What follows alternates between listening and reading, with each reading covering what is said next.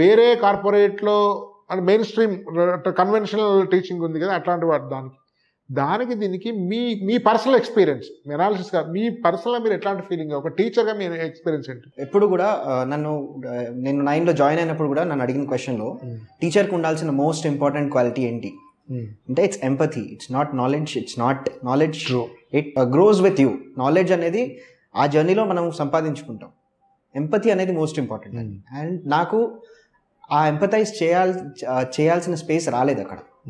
So that was one of the main factors why I shifted to 9. In fact it was a very emotional discussion. Like అప్పుడు భరత్ సార్తో మాట్లాడినప్పుడు నేను, so I think నేను టీచింగ్ని కెరియర్గా choose చేసుకోవడం, it was a very accidental discovery.